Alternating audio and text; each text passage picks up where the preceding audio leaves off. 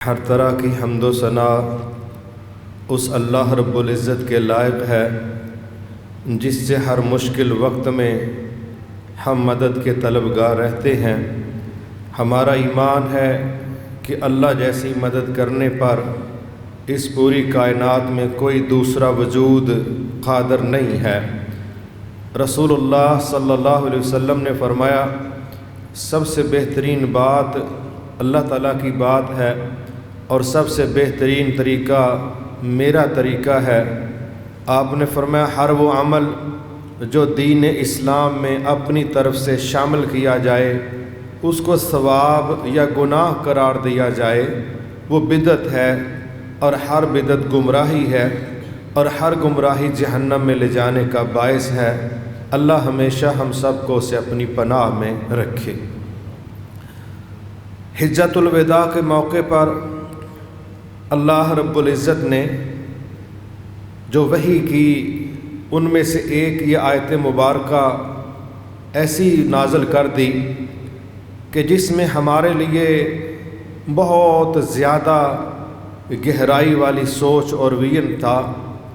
اللہ تعالیٰ نے اس وقت ایک آیت یہ نازل کی کہ الیوم اکملت لکم دینکم، آج کے دن ہم نے تمہارا دین تمہارے لیے مکمل کر دیا ہے۔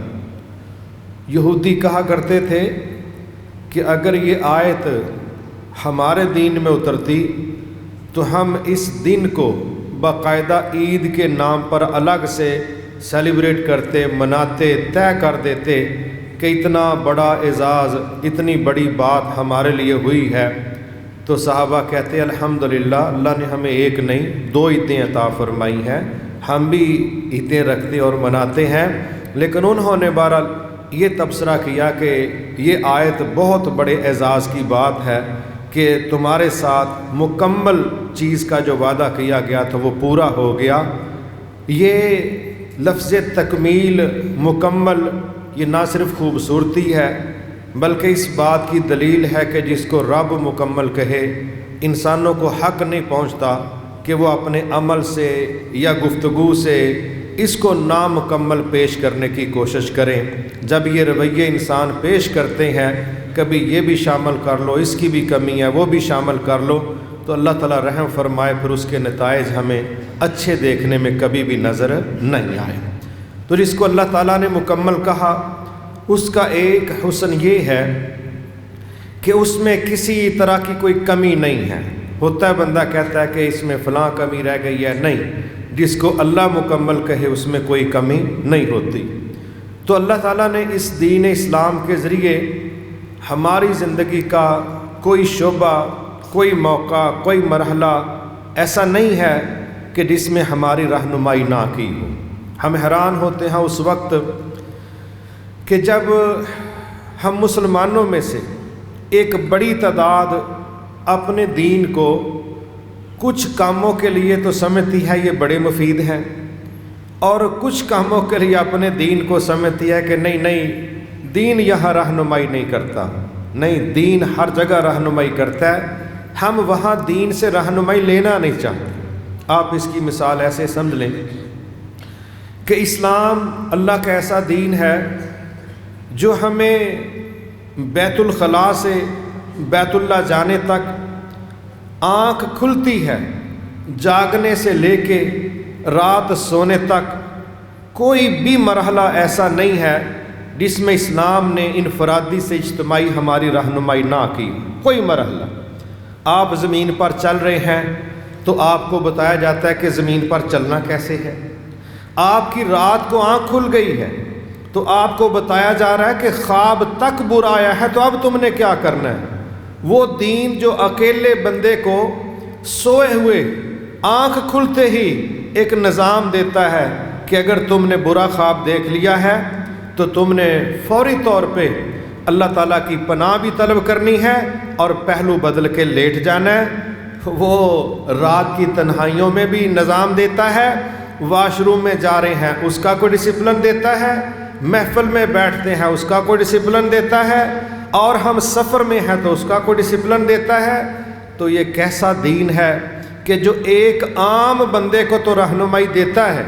کہ تم نے کس طریقے سے ذاتی زندگی گزارنی ہے اور معاشروں کے ساتھ کیسے چلنا ہے، لیکن اس وقت بڑی تکلیف ہوتی ہے کہ جب کلمہ پڑھنے والے لوگ اس بات کو قبول نہیں کرتے کہ کیا یہ اسلام حکومتیں چلانے کا بھی کوئی تصور دیتا ہے کہ نہیں دیتا۔ تو جب بات آئے حکومتیں چلانے کی، حکومتیں مینج کرنے کی، ملک چلانے کی، تو پھر مسلمانوں کی ہی ایک بڑی تعداد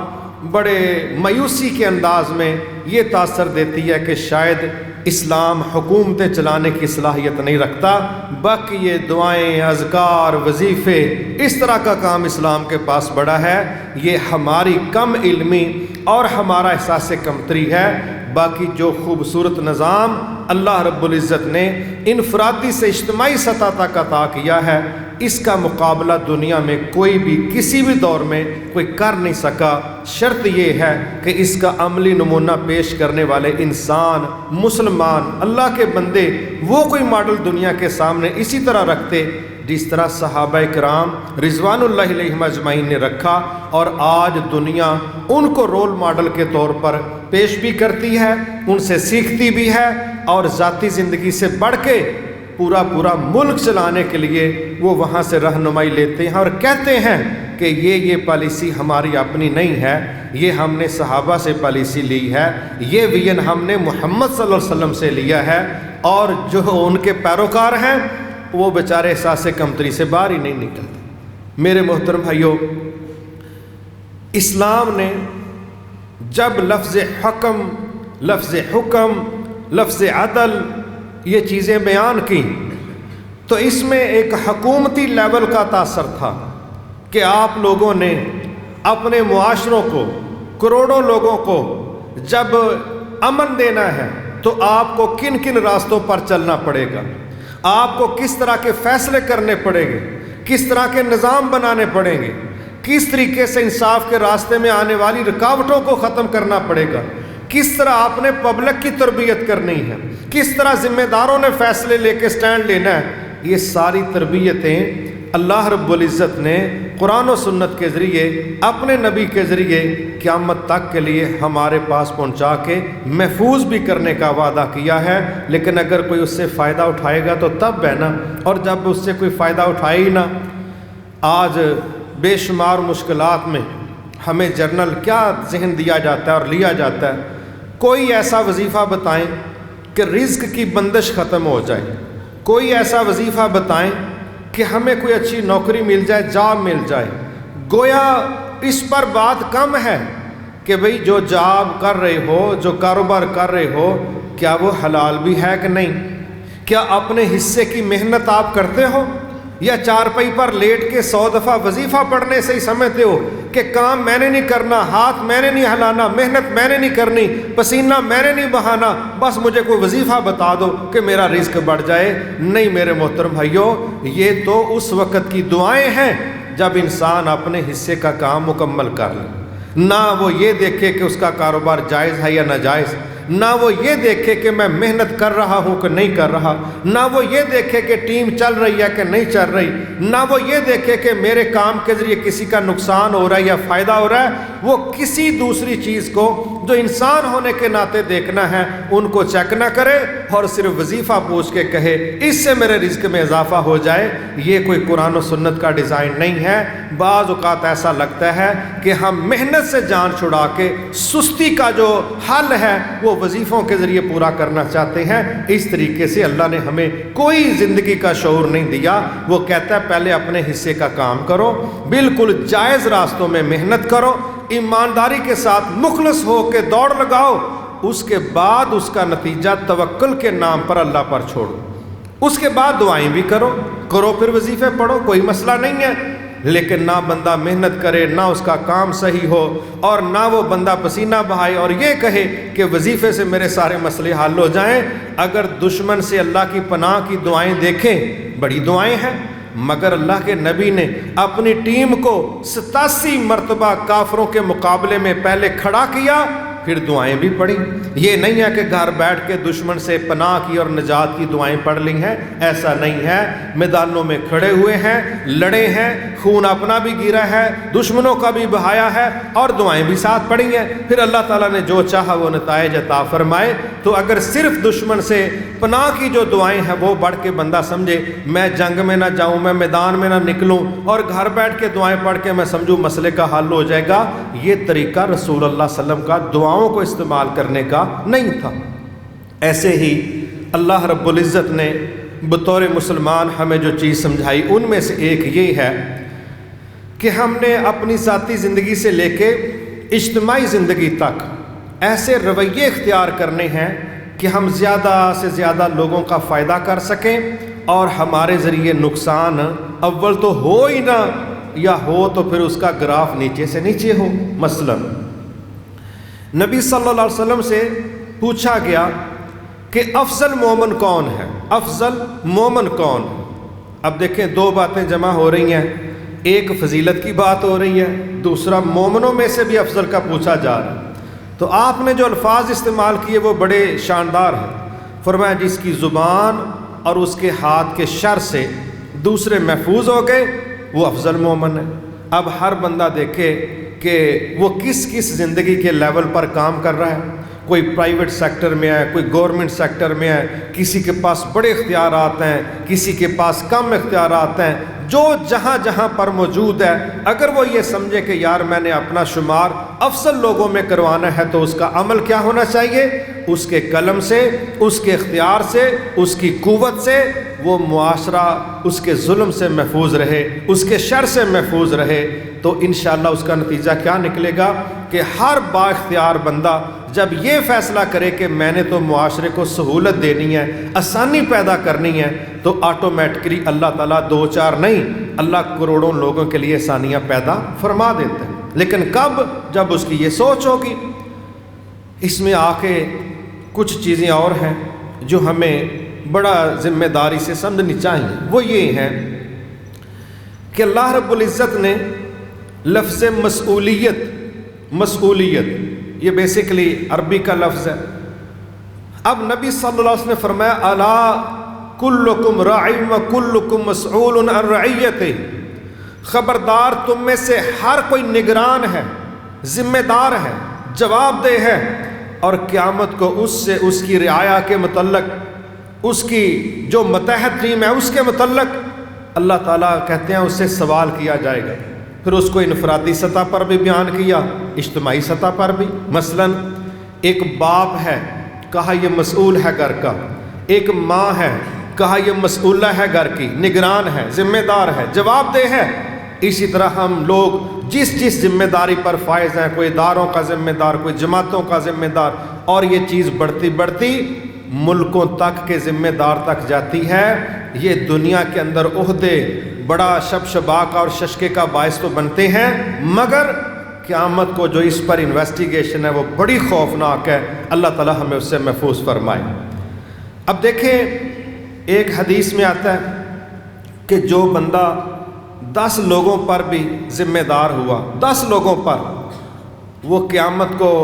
زنجیروں میں جکڑ کے پیش کیا جائے گا۔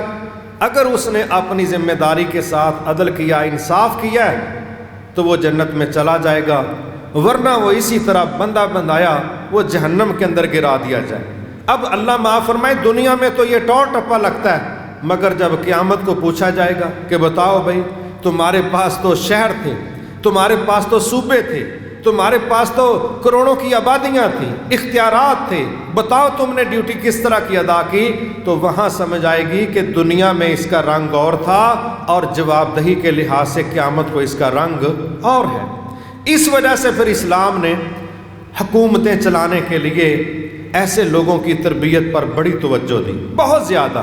اور اس کا خوبصورت ترین ڈیزائن سب سے پہلے پیش کیا رسول اللہ صلی اللہ علیہ وسلم نے، اور آپ کی تربیت کے نتیجے میں دوسرا خوبصورت ترین نظام پیش ہوا صحابہ کرام کی طرف سے رضوان اللہ علیہم اجمعین۔ اس میں 2-3 باتیں بڑی توجہ طلب اسلام نے فوکس کر کے ٹرین کرنے کی کوشش کی۔ مثلا ایک تو ہر ذمہ دار کو یہ بڑا سبق دیا گیا کہ کسی بھی حکومتی ذمہ داری کا مطلب ان کے اپنے اثاثوں میں اضافہ نہیں ہے، یہ بزنس نہیں ہے۔ حکومتی ذمہ داریاں امانت ہیں، آپ اس پہ جواب دہ ہیں، آپ اس کے ذمہ دار ہیں، قیامت کو آپ سے ان کے سلسلہ میں سوالات ہوں گے۔ تو آج ہمارے دور میں کیا چلتا ہے؟ جتنی حکومتی ذمہ داری بڑی ہو اتنا کاروبار بڑا ہوتا ہے، اتنے اثاثے زیادہ ہوتے ہیں، اتنے اثاثے دن رات انڈے بچے دیتے ہیں۔ حتیٰ کہ کسی نے اگر کرپشن بھی کرنی ہو تو ایک ملازم بندے کے مقابلے میں جب کوئی سیاستدانوں سے مل کے ڈیل کرتا ہے تو اس کے حجم کا پتہ ہی نہیں چلتا کہ اس کا سائز کتنا بڑا ہو جاتا ہے، کیونکہ پھر گاہک 25 کروڑ لوگ ہوتے ہیں نا کہ جن کا خون نچوڑ کے ہم نے کوئی ڈیل کرنی، اور کوئی ملازم پیشہ بندہ بیچارہ وہ کرپشن کرے گا تو کتنی کرے گا؟ ایک گاہک جو اس کو ملا ہے، ایک بندہ جو اس کے پاس آیا وہ تو اسی سے لے گا، اور جب سیاستدانوں سے مل کے کرپشنیں ہوتی ہیں، ڈیل ہوتی ہے، تو پھر 25 کروڑ آبادی کے نتیجے میں جو ان کو فیکس کے لحاظ سے آ سکتا ہے وہ پھر وہاں سے وصول کرتے ہیں، اور نتیجہ کیا نکلتا ہے؟ نتیجہ کروڑوں لوگوں کی زندگیوں کی تباہی، بربادی،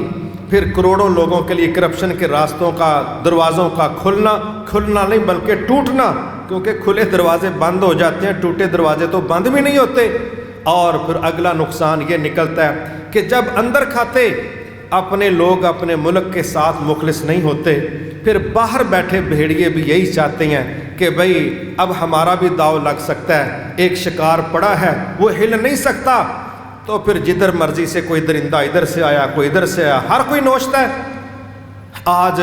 ہم سب لوگ اجتماعی طور پر ایک پریشانی میں مبتلا ہے، اور وہ لفظ مہنگائی کا لفظ۔ اب ہمارے بعض بھائی ضرور بیچارے اس بات کو برا محسوس کرتے ہیں کہ مسجد میں اس طرح کی بات نہ کرو۔ اچھا بھائی، باہر کوئی جگہ نہ ہم چھوڑے جہاں یہ رونا نہ روئیں کہ بھئی ہم ٹینشن میں ہیں، ڈپریشن میں ہیں، غموں کے اندر ہیں، تکلیف میں ہیں، خودکشیوں کے اندر ہیں۔ ابھی نارووال میں کل ایک بندے نے چوک میں کھڑے ہو کے رکشہ چلانے والا تھا، تو اس نے سارے کپڑے اتار دے، چوک میں کھڑا ہو گیا، کہنے لگا میرے گھر کے یہ مسائل ہیں، معاشی پریشانی ہے، میں تو مرنے لگا ہوں، میں تو یہ کرنے لگا ہوں۔ اب سوال تو پیدا ہوتا ہے کہ جب عوام کی پریشانی کو قرآن و سنت کی روشنی میں حل کرنے پر ہم بات نہیں کریں گے تو بتاؤ پھر یہاں وظیفہ ہی سننے ہیں، ٹھیک ہے، پھر دم درود کرتے ہیں، جن نکالتے ہیں، جن نکل جاتا ہے، کاری نکلتا کوئی نہیں، ٹھیک ہے، پھر یہ نظام چلاتے ہیں ہم، پھر ہمیں پتہ چلے مسجدوں کا تو یہی استعمال رہ گیا کہ آؤ نماز پڑھو اور چلے جاؤ، اور کروڑوں لوگ ذلیل ہو جائیں، خوار ہو جائیں، اور اسلام سے پوچھو اس کا کوئی حل، کہنا سانو نہیں پتہ، نماز پڑھو تو نکل دے بنو۔ یہ ہماری سوچ ہو سکتی ہے۔ قرآن و حدیث کروڑوں لوگوں کو اس طرح ڈینائی کرنے سے، اس طرح ان سے بے نیاز ہونے سے اسلام تو اس کی اجازت نہیں دیتا۔ وہ تو کہتا ہے کہ جو تمہاری پریشانی ہے، دکھ ہے، اس کا دین کی روشنی میں حل پیش کرو۔ وہ تو کہتا ہے بتاؤ کہ کرب کیوں ہے، تکلیف کیوں ہے، پریشانی کیوں ہے، حل کیا ہے، وہ تو کہتا ہے بتاؤ۔ تو بھائی اللہ کے گھروں میں اگر کسی کی پریشانی پر بات نہیں ہوگی، اور وہ بھی میں کہتا ہوں اللہ سے ڈر کے، یہاں یہ مراد نہیں ہے کہ ہم کہیں فلاں پارٹی غلط ہے، فلاں بڑی نیک ہے، ہمارا یہ مسئلہ نہیں، ہم کہتے ہیں جن چیزوں کی وجہ سے کروڑوں لوگ ڈسٹرب ہیں، کروڑوں لوگ، تو کیا اس میں پھر ہمیں بات کرنا ہمارا فرض نہیں بنتا؟ کیا اس کا حل تلاش کرنا ہمارا فرض نہیں بنتا؟ اگر نہیں کریں گے تو یہ ہم سمجھیں گے واقعی اسلام لوگوں کے مسائل پر بات نہیں کرتا، اسلام تو سجدوں کے علاوہ بات ہی نہیں کوئی کرتا۔ تو میرے محترم بھائیوں، رسول اللہ صلی اللہ علیہ وسلم نے اپنا جتنا بھی مدینے کو چلایا،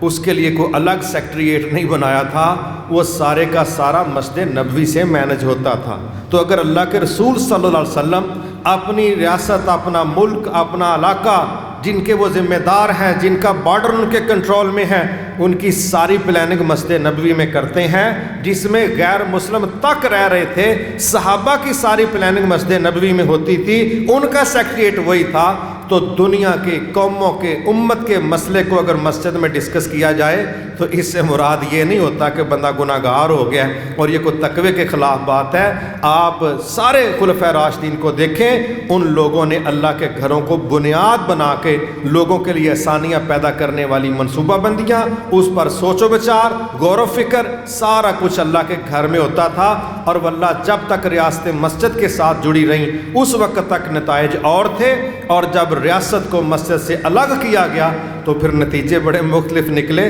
اور دنیا نے یہ دیکھا۔ یہ مغربی نظام تھا جنہوں نے کہا کہ کلیسا کو، چرچ کو،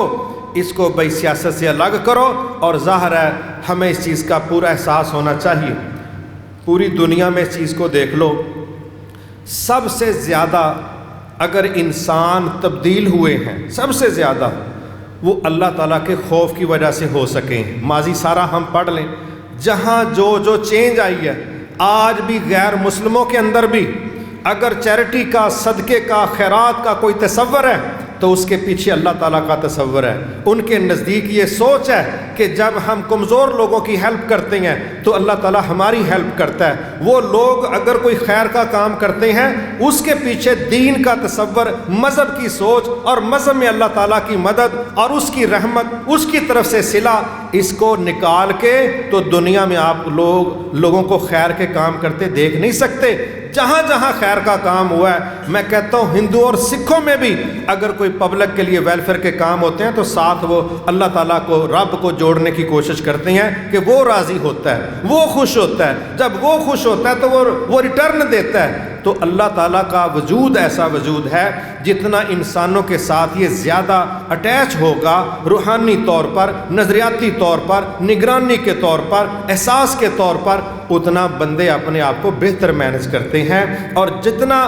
اللہ اور بندے کے درمیان گیپ آتا ہے تو اللہ معاف فرمائے وہ اپنے آپ کو سمجھتا ہے کہ میں کسی کا پابند نہیں ہوں، اور جب کوئی کسی کا اپنے آپ کو پابند نہیں سمجھتا تو پھر وہاں خرابی کے خطرات بڑھ جاتے ہیں۔ یہی وجہ ہے کہ پھر اسلام نے ان لوگوں کی تربیت پر بڑا زور دیا کہ جو عہدوں پر، حکومتوں پر فائز ہوتے ہیں، اور بہت بڑی تربیتی ورکشاپ قرآن و سنت نے ایک ڈیٹا کے ساتھ ترتیب دی، جس میں کہا کہ حکمرانوں کے یہ اوصاف ہونے چاہیے، ذمہ داروں کا یہ فرض بنتا ہے، پبلک کے ساتھ اس طرح چلنا ہے، پبلک کے لیے آسانی اس طرح پیش کرنی ہے، کہاں کہاں جو ظلم کرے گا۔ یہاں تک باتیں ہوئیں کہ اللہ کے نبی دعا کیا کر رہے ہیں، یا اللہ میری امت میں سے جس بندے کو ذمہ داری ملی امت کو چلانے کی، لوگوں کو چلانے کی، یا اللہ اگر وہ میرے لوگوں کے لیے، میری قوم کے لیے، امت کے لیے آسانی پیدا کرے، اللہ تو اس کے لیے آسانی پیدا کر۔ اگر وہ میری قوم کے لیے، میرے لوگوں کے لیے تنگی پیدا کرے تو یا اللہ تو ان کے لیے تنگی پیدا کر۔ اب یہ دعا اور بد دعا کیوں ہے؟ تاکہ مینج کرنے والا، حکومت کرنے والا، کروڑوں لوگوں کو چلانے والا، اس کو پتا ہو کہ اگر میں نے عوام کی ویلفیئر کا، بہبود کا کام کیا تو اللہ کے نبی کی دعا مجھے ملے گی، اور اگر میں نے ان کی بربادی کا کام کیا تو پھر اللہ کے نبی کی بد دعا کا نتیجہ بھی مجھے بھگتنا پڑے گا۔ اور یہی وجہ ہے کہ جو آسانیاں پیدا کرتا ہے اللہ اس کے لیے آسانیاں کرتا ہے، اور جو مشکلات پیدا کرتا ہے پھر اس کو مشکلات کا سامنا کرنا پڑتا ہے۔ اب اس وقت ہمارے لیے جو بڑی تکلیف کی بات چل رہی ہے وہ یہ ہے کہ بین الاقوامی مداخلت ہماری توقع سے کہیں زیادہ بڑھ رہی، کہیں زیادہ۔ اب اس میں بنیادی طور پر 2-3 اسباب ہیں۔ اگر ہم اسلام سے رہنمائی اس میں لیں تو ہماری بچت ہو سکتی ہے، ورنہ ہماری بچت نہیں۔ وہ کیا ہے؟ کچھ مالیاتی ادارے ہیں دنیا میں، جس طرح IMF دنیا اس کا نام جانتی ہے، ورلڈ بینک کا نام دنیا جانتی ہے، ایشیائی ترقیاتی بینک کا نام دنیا جانتی ہے، اور یہ وہ مالیاتی ادارے ہیں جو اس نیت پر شو کیے گئے تھے کہ یہ کمزور ملکوں کو مشکل وقت میں مدد دیں گے تاکہ وہ اپنے معاشی معاملات کو سیٹل کر سکیں۔ لیکن ماضی میں جو جنگیں کر کے ملکوں سے فائدے لیے جاتے تھے، اس سے زیادہ فائدے جنگوں کے بغیر یہ مالیاتی اداروں کی پالیسیاں، ان کے معاہدے، ان کے ایگریمنٹ جو ملکوں کے ساتھ ہوتے ہیں، اس کے ذریعے زیادہ سے زیادہ فائدے اٹھائے جا رہے ہیں۔ اب اس کی ایک مثال سمجھیں۔ ابھی 3 دن پہلے خبر آئی کہ پاکستان میں بجلی کا جو فی یونٹ ریٹ ہے اس میں 5 روپے سے زیادہ کا اضافہ کر دیا جائے۔ حکم کس کا تھا؟ IMF کا۔ دیر نہیں لگی، وہ فیصلہ انہوں نے کر دیا، جی ٹھیک ہے بڑھ جائے گا۔ اب ٹیرف نام کا ایک ٹیکس ہوتا ہے، وہ 100 پر اتنا ہے، 200 پر اتنا ہے، 300 پر اتنا ہے، 500 پر اتنا ہے۔ اب اس کا نتیجہ کیا ہے کہ اس وقت ہمارا بجلی کا ایک ایک یونٹ وہ سمجھ لیں کہ 65 روپے تک چلا گیا۔ ایک یہ چیز دیکھیے۔ دوسری پریشانی ہمیں جو دیکھنے کو مل رہی ہے وہ یہی ہے کہ پاکستان کے اندر 2 خرابیاں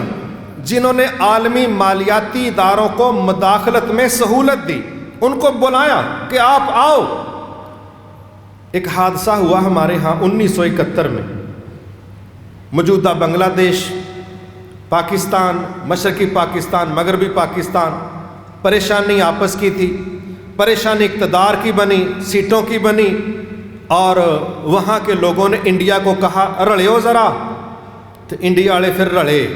تھے۔ جدو انڈیا والے رڑے تو پھر پاکستان کے 2 ٹکڑے ہو گئے، 2 ٹکڑے ہو گئے۔ اب یہاں ماحول ایسا بنایا جا رہا ہے کہ باہر کے لوگوں کو دعوت بھی دی جاتی ہے اور وہ بھی پنجے اٹھا اٹھا کے دیکھ رہے ہیں، ایڑیاں اٹھا اٹھا کے دیکھ رہے ہیں کہ آئیے تواڈے کول کریے تہاڈا مسئلہ حل، یہ ہو رہا ہے۔ اور اس میں اب پریشانی کیا بن رہی وہ یہ ہے میرے محترم بھائیوں، پہلے ہمیں اپنے اللہ تعالیٰ کو سننا چاہیے، ہمارا رب ہمارے اپنوں بیگانوں کے متعلق کیا ذہن دیتا ہے۔ اللہ فرماتے ہیں ان الذین کفروا، بے شک وہ لوگ جو کافر ہیں، ينفقون اموالہم لیصدوا عن سبیل اللہ، وہ جب تم پر خرچ کرتے ہیں تو اس کا مقصد ہوتا ہے وہ تمہیں اللہ کے راستے سے دور ہٹا دے۔ اب وہ خرچ کرتے ہیں لیکن جو دلوں کی جانتا ہے، جو کفار کی میٹنگوں کو سمجھتا ہے، جو کافروں کو بھی پیدا کرنے والا ہے، وہ یہ کہہ رہا ہے کہ ان الذین کفروا ينفقون اموالہم لیصدوا عن سبیل اللہ۔ کافر جب تمہارے اوپر انویسٹمنٹ کرتا ہے اس کا مقصد ہوتا ہے ایسی پالیسیوں پر تم سے سائن کروا لے جس کے نتیجے میں تم اللہ سے دور ہو جاؤ۔ اب یہ جو ہم سنتے ہیں نا IMF سے شرائط طے پا رہی ہیں، مذاکرات چل رہے ہیں، ورلڈ بینک سے بھی مذاکرات چل رہے ہیں، یہ مذاکرات چائے پینے کے لیے نہیں ہوتے، یہ مذاکرات انہی شکوں پر ہوتے ہیں وہ جو پاکستان کے اور اسلام کے دشمن ہمیں بالکل منیمائز کرنے کے لیے اور ہمیں بالکل اصل راہ سے ہٹانے کے لیے ایسی ایسی شرائط پر دستخط کرواتے ہیں جس کا اینڈ صاف نظر آتا ہے، یا ہم آپس میں لڑ پڑیں گے، یا آپس میں پھٹ کے تقسیم ہو جائیں گے، یا پھر ہم ایسی چیزوں کو قبول کر لیں گے جو قبول کرنے کے لیے ہمارا رب اسلام اجازت نہیں دیتا۔ لیکن یہ موقع کون دیتا ہے؟ وہ 2 چیزیں سمجھیں، میں اس کی مثال دیتا ہوں بھائی۔ ایک اس کی وجہ ہے کرپشن اور دوسری اس کی وجہ ہے مس مینجمنٹ۔ یہ دونوں چیزیں ایسی ہیں جو ہماری ملکی سطح پر کمزوری کا جب باعث بنتی ہیں، پھر ہم محتاج ہوتے ہیں اور محتاج بندہ ادھر ادھر دیکھتا ہے کہ کوئی ہے جو ہمارا سہارا بنے، تو پھر سہارا بننے والے کہتے ہیں سہارا بنیں گے لیکن قیمت تو ادا کرو، اور پھر قیمتیں ان کی منہ مانگی ہوتی ہیں۔ آئیے اس کو تھوڑا سمجھیے، آپ کو شاید یہ مثال تھوڑی عجیب لگے لیکن جو گراؤنڈ ریالٹی ہے میں وہ بتانے لگا ہوں کہ ہمارے ہاں کئی ادارے ایسے ہیں، آپ جب سنتے ہیں فرض کریں PIA کا نام سنا، ریلوے کا نام سنا، سٹیل مل کا نام سنا، یہ سنتے ہیں ہم روز نام۔ اب وہاں یہ بات ہو رہی ہے کہ اتنے ہزار اس ادارے کے ملازم ہیں، فرض کر لیں جی 2000 فلاں ادارے کے ملازم ہیں، ضرورت کتنے کی ہے؟ 500 کی۔ 1500 کیوں ہیں؟ سیاستدانوں نے کوٹے لیے،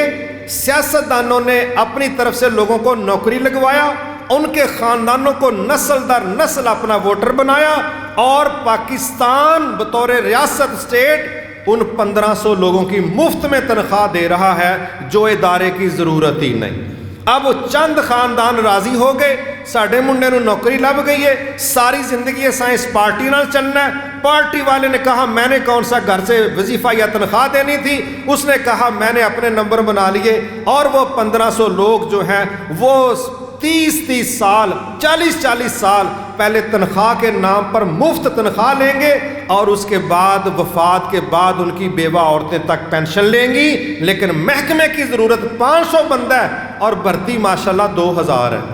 یہ ایک محکمے میں مسئلہ نہیں، سرکاری اکثر محکموں میں یہ خرابی ہے، جس کی وجہ سے جماعتوں نے پولیٹیکلی کوٹے لے کے اپنے ووٹر بنانے کے لیے ملک کی معیشت پر وہ بوجھ ڈالا کہ جو بوجھ انہوں نے اپنی جیب سے ادا نہیں کرنا تھا وہ کھاتے پڑ گیا ٹیکسوں کے ذریعے عوام کے کھاتے، اور ملک مقروض ہونے کی طرف چلا گیا۔ ایک دوسرا رنگ جو بڑا شرمندگی والا ہے آج کل بجلی کا، اس کو بھی تھوڑا سمجھ لیں کہ وہ کیا ہے۔ چونکہ اسلام نے اقتدار والوں کی، سیاستدانوں کی، لیڈروں کی جو تربیت کی ہے، ان میں ان کو حرام کھانے سے روکا گیا، ان میں اپنی ذاتوں کو احساسے بنانے سے روکا گیا، اور جب ہم نے لیڈروں کی، ذمہ داروں کی یہ تربیت نہیں کی تو کل کا سادہ چھوٹا سا سیاستدان، اس کو بس 20-25 سال لگے ہیں، اللہ رحم فرمائے، کوئی کاروباری بندہ اس کے ساتھ رلتا ہی نہیں، ملتا ہی نہیں، وہ بڑے بڑے کاروباری لوگوں سے بڑے بڑے اثاثوں کا مالک ہو گیا۔ بھئی تم تو قوم کی خدمت کر رہے تھے، تو تم لوگ 20-25 سال میں ایک اچھے خاصے سیاستدان کے بننے کے شکل میں، ایک اچھے خاصے بزنس مین کے مقابلے میں تمہارے اثاثے اتنے زیادہ کیسے ہو گئے؟ تمہارا تو تعلق ہی نہیں ہے اس کے ساتھ۔ تو وہ پھر مسکرا کے گزر جاتا ہے۔ پھر ہم یہ لفظ سنتے ہیں آف شور کمپنی، پھر ہم یہ لفظ سنتے ہیں بلیک منی، وائٹ منی، یہ ساری مصیبتیں پھر ہم کو سننے کو ملتی ہیں، اور اسلام ملک چلانے والوں کو اس قدر روکتا ہے اس طرح کی چیزوں سے۔ اللہ اکبر۔ ایک بندہ آیا، زکوٰۃ کا مال لے کے آیا، اس نے کہا جی یہ مال حکومت کا ہے اور یہ میرا ہے۔ آپ نے اس کو کہا اچھا تم بیٹھتے نا اپنی ماں کے گھر میں، پھر لوگ تجھے آ کے دیتے تو ہم کہتے بھی وہ مال تیرا ہے، اب تیرے پاس ہے حکومتی اتھارٹی، اختیار ہے، تو نے لوگوں کی زکوٰۃ کو مینج کرنا ہے، کیلکولیٹ کرنا ہے۔ تو ظاہر ہے بعض اوقات آگے سے یہ ذہن آ جاتا ہے، اور یار جس طرح ہمارے ہاں چلتا ہے کہ کسی کا ٹیکس بنتا ہے نا 1 لاکھ روپیہ، تو بعض ٹیکس وصول کرنے والے جنہوں نے آ کے کیلکولیشن کرنی ہے، وہ فیکٹری والے کو کہہ رہے ہوتے ہیں بانڈا لاکھ روپیہ ہے تو دفع کرو، اتھے کہڑا ایماندار حکمران بیٹھے نے، تسی کہڑا انہوں نے سارا دین دی کی لوڑ ہے، تسی انج کرو 20,000 مینوں دو، 20,000 میں تہاڈا ٹیکس بنا دینا وا تے تہاڈا کام ہو جائے گا، 60,000 دی تہاڈی بچت ہو جائے گی۔ وہ بھی آندا ہے کام ٹھیک ہے، تو اپنا بھی تحفہ پھڑ تے نال ساڈا لاکھ روپے تو ساڈا 20,000 کر، 40,000 روپے جو کہندا ساڈا تے کام سیدھا ہو گیا، سانو کی لوڑ ہے 60,000 ود دین دی۔ تو اللہ کے نبی نے فرمایا کہ جو تحفے تم وصول کرتے رہو اختیار کی وجہ سے، اتھارٹی کی وجہ سے، تو اس کا نتیجہ تو لوگوں میں یہ ہوتا ہے نا کہ ہم اس بندے کو نوازیں گے، یہ اختیار کی وجہ سے ہمیں نوازے گا، تو اللہ کے نبی نے فرمایا اس کی اجازت نہیں۔ اب جب یہ ذہن ہو کہ بھائی میں نے ملک کا فائدہ کرنا ہے، ذاتی فائدہ نہیں کرنا، تو پھر بھائی جو بنتا ہے وہ ادا کرنا ہوگا۔ اس میں ایک یہ چیز تربیت میں آئی، لیکن ہمارے ہاں کیا ہے، اب ایک عجیب مثال آپ کو دیتا ہوں جو بجلی کا اس وقت ہمارے لیے مسئلہ بنا ہوا ہے۔ اس وقت ہماری بجلی جو پیداواری صلاحیت ہے، یہ تھوڑی خشک باتیں ہیں لیکن مجھے اس لیے کرنی پڑ رہی ہیں کہ یہاں جو اسلام نے جس چیز سے منع کیا تھا، جب ہم نے اس کا منع ہونے کی بجائے اسی طرف چلنے کی کوشش کی تو نتیجہ کچھ اور نکلا۔ وہ کیا ہے؟ وہ یہ ہے کہ فرض کریں پاکستان کے اس وقت جو بجلی کی ضرورت ہے نا، ضرورت آپ سمجھ لیں کہ یہ راؤنڈ اباؤٹ 20,000 25,000 میگا واٹ ہے۔ 25,000 میگا واٹ ہماری ضرورت ہے کہ اتنی بجلی ہونی چاہیے تاکہ یہ لوڈ شیڈنگ کا عذاب نہ ہو۔ اب عام بندہ کیا سمجھتا ہے؟ بجلی ہے ہی نہیں، بجلی ہے ہی نہیں۔ میں بتاتا ہوں انشاءاللہ بجلی موجود ہے، لیکن اصل پرابلم یہاں پر کیا آ گئی؟ اب ہماری ضرورت ہے 25,000 میگا واٹ، اور ہم بجلی بنانے کی جو صلاحیت رکھتے ہیں وہ ہے 41,000 میگا واٹ۔ جو بجلی چاہیے 25,000 میگا واٹ، جو بنانے کی صلاحیت ہمارے پاس ہے وہ ہے 41,000 میگا واٹ۔ اور اگر ہم ہر جگہ پر بجلی پہنچا دیں اور ہر جگہ مسلسل بجلی چل رہی ہو، استعمال ہو رہی ہو، فیکٹریوں میں، گھروں میں، ہر جگہ، تو آپ کہہ لیں حد ہماری ضرورت 31,000 میگا واٹ ہے، حد ٹو فل پیک ٹائم جسے کہتے ہیں نا، کہ کوئی جگہ لوڈ شیڈنگ والی نہ ہو۔ اب یہاں یہ ہوتا ہے نا، اس علاقے میں آ گئی، اس میں چلی گئی، اس میں آئی، اس میں چلی گئی، وہ ایک جنوں کی طرح آتی جاتی رہتی ہے، لیکن ہر جگہ بجلی موجود ہو تو فرض کریں ہماری 31,000 میگا واٹ ہو تو ہر جگہ ہم بجلی کو پورا کر سکتے ہیں، اور ہماری صلاحیت 41,000 میگا واٹ پیدا کرنے کی ہے، وہ بھی بتاتا ہوں کیسے۔ لیکن لوڈ شیڈنگ کیوں ہے؟ ہمارا جو سٹرکچر ہے نا بجلی کی سپلائی کا، گریڈ اسٹیشن، بجلی کی تاریں، یہ سارا جو سٹرکچر ہے، آپ سمجھ لیں کہ اس میں سے 14,000 میگا واٹ سے زیادہ بجلی گزارنے کی، سپلائی کی 14,000 سے زیادہ گنجائش ہی نہیں۔ ہمارے پاس 14,000 میگا واٹ سے زیادہ بجلی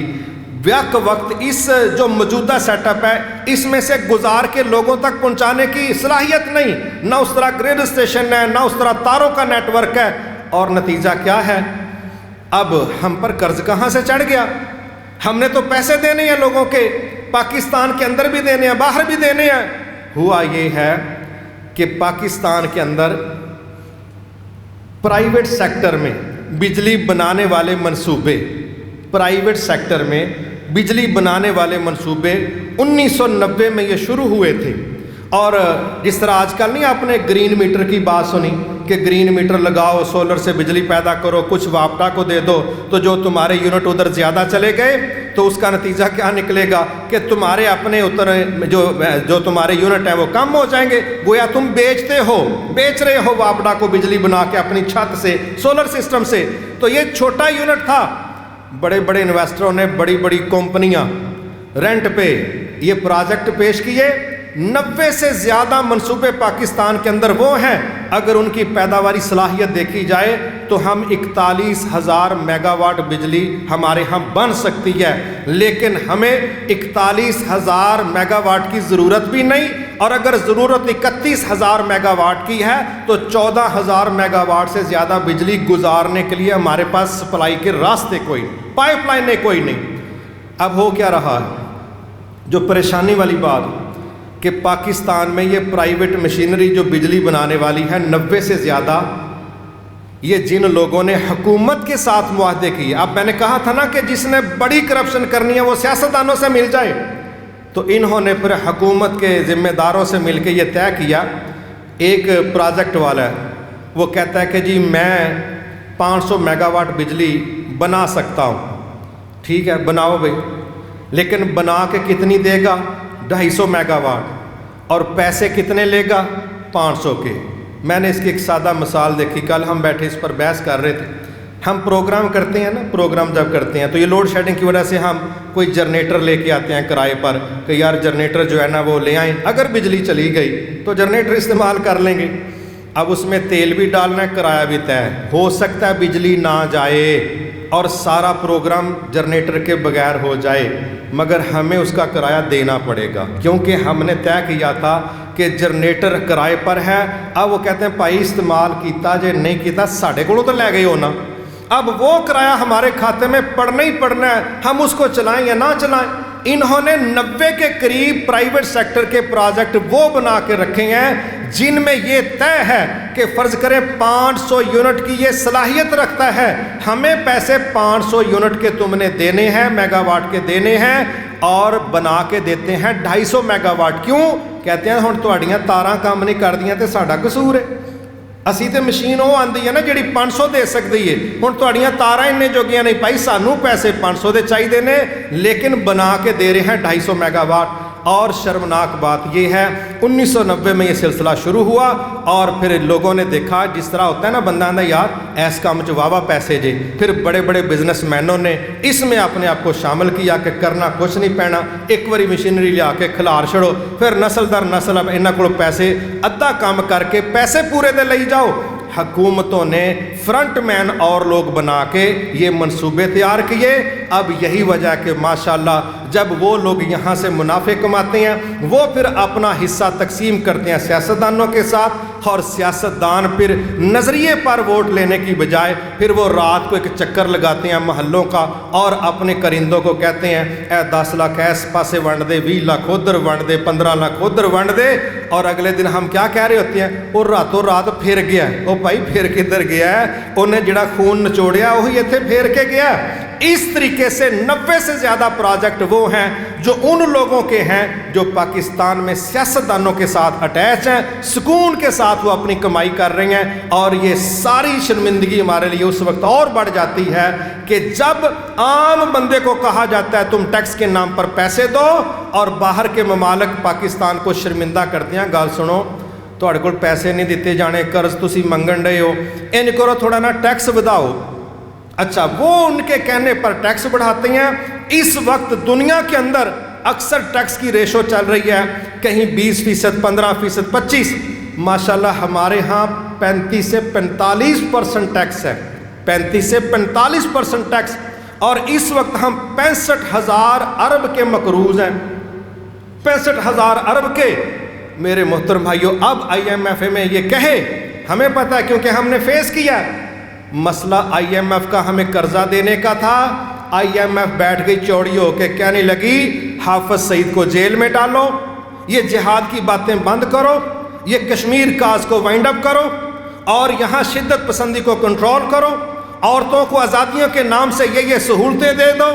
ان کو اس طریقے سے جاب میں کے اندر لے کے آؤ، اور کسی عورت پر فلاں جگہ اس طرح کا ظلم نہیں ہونا چاہیے، اور بغیر نکاح کے ہر جگہ گھومنے پھرنے کی آزادیاں دے دو۔ پھر اندازہ کرو دیتے ہمیں قرض ہیں، اور جس ایجنڈے پر ہم سے سائن کرواتے ہیں، کہیں کہتے ہیں جہاد بند کرنے پر سائن کرو، کہیں کہتے ہیں بے پردگی پر سائن کرو، کہیں کہتے ہیں مخلوط ماحول پر سائن کرو، اور میرے رب کی وہی بات جو 1445 سال پہلے نازل ہوئی تھی، ان الذین کفروا ينفقون اموالهم لیصدوا عن سبیل اللہ، وہ جب تم پر انویسٹ کرتے ہیں کسی رشتہ داری میں نہیں کرتے، کسی رحم اور ترس میں نہیں کرتے، کسی اچھی نیت کے ساتھ نہیں کرتے، وہ کہتے ہیں قسطیں لے لو، لیکن اپنے آپ کو، ایمان کو، عزتوں کو، ہر چیز کو ہماری غلامی میں دے دو تو پیسے لے لو، لیکن سب سے زیادہ ان ظالموں کا فوکس ہمارا دین ہے۔ میرے محترم بھائیو، اسی لیے آپ کیا سمجھتے ہیں آئے دن قومی اسمبلی مسلمانوں کی، آئے دن وہاں ختم نبوت پر ڈاکہ ڈالنے کے لیے کوئی نہ کوئی ڈاکو کھڑا ہو جاتا ہے، کوئی نہ کوئی چور راستہ تلاش کے رہو بھی تم سارے مسلمان ہو،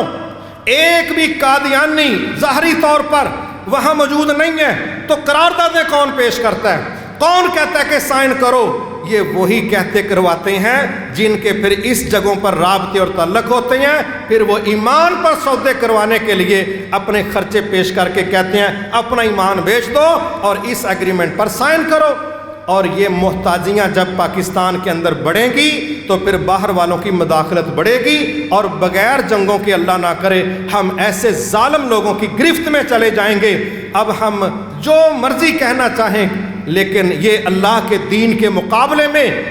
زکوٰۃ، صدقات، خیرات کے مقابلے میں سود کا نظام، ٹیکسوں کا نظام، بھئی اگر آپ نے لینے ہی ہیں اس وعدے پر کہ ہم ٹیکس اس لیے لے رہے ہیں کہ تمہاری ویلفیئر پر خرچ کریں، بڑی اچھی بات ہے، آپ لے لیں ہم سے، کیونکہ زکوٰۃ، صدقات یہ جہاں ویلفیئر کے لیے ہوتے ہیں وہاں معذور لوگوں کے لیے، مساکین، بیواؤں، یتیموں کے لیے، لیکن جب آپ نے ٹیکس لینے ہیں اس کو مینج کر کے عام لوگوں کی فلاح و بہبود پر خرچ کرو، تو وہاں جب تعلیم اور صحت یہ ہمیں نہیں ملے گی تو پتہ چلے گا پیسے ٹیکسوں کے کدھر گئے۔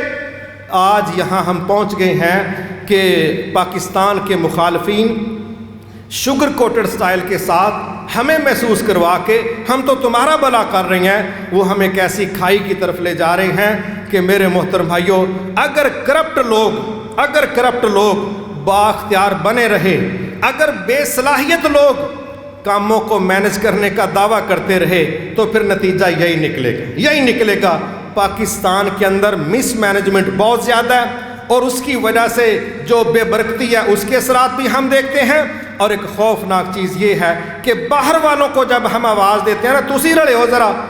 وہ رلتے جاندے نے پر پھر سانوں نال نہیں رلن دیندے، پھر وہ اپنے ایجنڈے رکھتے ہیں۔ میرے محترم بھائیوں، اس کے لیے بہت زیادہ ضروری ہے کہ ہر وہ شخص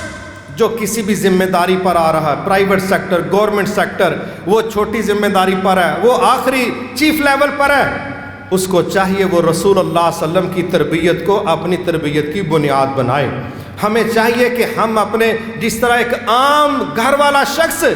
وہ سائیکل چلانے والے سگے بیٹے کو موٹر سائیکل نہیں دیتا، کہتا ہے تینوں ہلے چلانی نہیں آئی، اچھا یار دے دو، 1,00,000 1,50,000 روپے کی بائک ہے، کیا ہوگا؟ کہتا ہے تیرا دماغ خراب ہے، مسئلہ بائک دا تھوڑا ہے، اے آپ بھی مرے گا، کہیں بھی مارے گا۔ تو ہم 1,00,000 1,50,000 کی سگے بیٹے کو اس لیے موٹر سائیکل نہیں دیتے کہ اس کو ڈرائیو کرنا نہیں آتا، اپنا بیٹا ہے۔ تو ہم 25 کروڑ لوگوں کا ملک ایسے لوگوں کے حوالے کر دیتے ہیں کہ جن کو پتہ ہی نہیں ہے کہ جس کام کی میری ذمہ داری ہے وہ ذمہ داری ہے کیا، میں نے کرنا کیسے ہے، اس کی گہرائی کیا ہے، سکل نہیں ہے ان کے پاس، اور کسی جگہ سکل ہے تو ایمانداری نہیں ہے۔ جب یہ دونوں چیزیں ناپید ہوں گی تو پھر بھائی چھوٹا گھر بھی تباہ ہوتا ہے، پھر چھوٹا ادارہ بھی تباہ ہوتا ہے، اور پھر ملک بھی اسی طرح تباہ ہوتے ہیں۔ ہمارا فرض بنتا ہے ہم ہمیشہ اپنے ملک کے بڑے فیصلے کرنے کے لیے اللہ سے ڈر کے اپنے فیصلے کریں، اور یقین کیجئے جب تک یہ اختیارات، یہ قوت ایسے لوگوں کے پاس نہ ہوئی جو اللہ سے ڈرنے والے اور کسی حد تک کسی صلاحیت کے مالک ہیں، تو میرا خیال ہے کہ یہ ڈھلان کا سفر رکنے والا نہیں ہے۔ اس لیے ہم سب کا فرض ہے جو جس جگہ پر بھی کھڑا ہے وہ اللہ سے ڈر کے اپنی ڈیوٹی کو بہتر سے بہتر طریقے سے ادا کرے، تاکہ اس کا رب بھی راضی ہو، جو اس کی ڈومین ہے اس میں کام اللہ بہتر سے بہتر کر دے، اور اس کے نتیجے میں ہم لوگوں کے لیے آسانیوں کا باعث بنے، ہم لوگوں کے لیے پرابلم کا باعث نہ بنے، اور اس مائنڈ سیٹ کو پروموٹ کریں کہ سود والی معیشت کسی دور میں بھی ہمارے لیے خیر والی نہیں ہو سکتی۔ یقین کریں کہ اس وقت تقریباً آدھا سے زیادہ ہمارا قرضہ وہ ہے، یہ 65,000 ارب میں اللہ معاف فرمائے، جو صرف سود کی مد میں ہمیں دینا پڑ رہا ہے۔ قرضے اس لیے اٹھانے پڑتے ہیں کہ سود کی قسط ادا کرنی ہے، پورا قرضہ اتارنا تو بات ہی بڑی دور کی ہے۔ تو ہمیں اس سوچ کو ڈیولپ کرنا چاہیے کہ اگر ہم چاہتے ہیں 25 کروڑ لوگوں کو مہنگائی کے معاملے میں آسانی پیش کر سکیں اور عالمی سطح کی غلامی سے نکالنے کے لیے خودداری کی طرف لے کے آئیں، تو ہمیں اپنے معاشی نظام کے اندر عام مسلمانوں کی زکوٰۃ صدقات کی وصولی اور اس کے استعمال پر اعتماد میں دینا اور لینا پڑے گا، اور ہماری یہ کوشش ہونی چاہیے کہ ہم سود کے نظام کی جس قدر حوصلہ شکنی ہو سکے وہ کریں، اور جہاں جہاں کسی کا بس چلتا ہے اس کو دعوت بھی بنائے، اس کو عمل بھی بنائے، تاکہ اللہ اس کی نحوستوں سے ہمیں محفوظ فرما دے، کیونکہ سودی معیشتیں اللہ اور اس کے نبی کے مقابلے میں جنگی نظام کی معیشتیں ہیں، اور اللہ تعالیٰ سے کبھی کوئی جیت نہیں سکا۔ اللہ رحم فرمائے، ہم کلمہ بھی پڑھیں اس کے مقابلے میں جنگ کی باتیں بھی کریں، اس کا نتیجہ ہماری تباہی نکل سکتا ہے۔ اللہ ہمیں ہدایت دے اور ہمیں معاف فرمائے۔ تو انشاءاللہ آپ جو اسلام کا معاشی نظام ہے اس پر بات کریں، اس پر حوصلہ افزائی کریں، وہ انفرادی سے اجتماعی سطح پر جتنے فیصلے ہیں اس کی دعوت دیں، تاکہ اللہ تعالیٰ ہمارے لیے آسانیاں کر دے۔ وما توفیقی الا باللہ العلی العظیم۔